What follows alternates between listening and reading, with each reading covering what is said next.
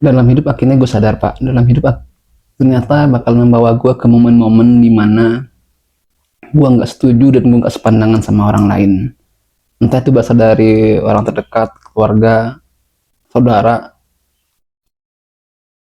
teman-teman, mungkin mungkin juga lingkungan pekerjaan sosial, atau mungkin juga yang lebih luas, mungkin langkah-langkah pemerintah, kebijakan pemerintah.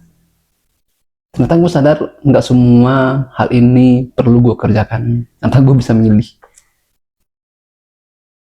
Ya, dia entah itu yang mana sih yang bakal gue kerjain, atau mungkin gue biarin aja dalam perdebatan ini, atau memang ada yang mungkin gue harus kerjakan, yang mana yang gue bakalan respon dan gue sanggah argumen yang mana, karena nggak semuanya bisa bisa mengerti. Dan gue sadar tujuannya bukanlah memperdebatkan sesuatu hal yang berbeda sama gue, tapi di battle mana yang hasilnya bakal efektif sesuai sama tujuan gue. Ternyata itu aja. Karena kalau nggak sesuai sama tujuan gue dan nggak hasilnya nggak efektif dan nggak membuat gue lebih dekat sama tujuan gue, goalsnya ini, tapi itu ternyata kalau gue lakuin malah menjauh dari goals tujuan gue, kayaknya gue bakalan skip aja.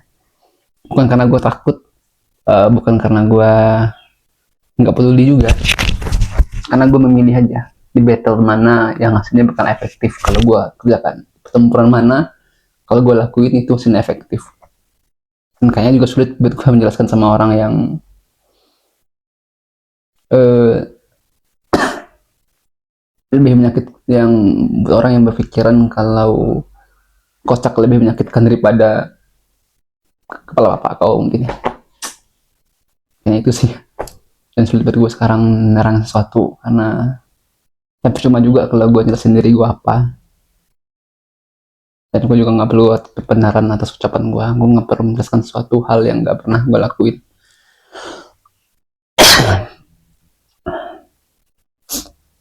Tapi disclaimer dulu, ini bukan buat siapa-siapapun, ini tentang keresahan gue aja.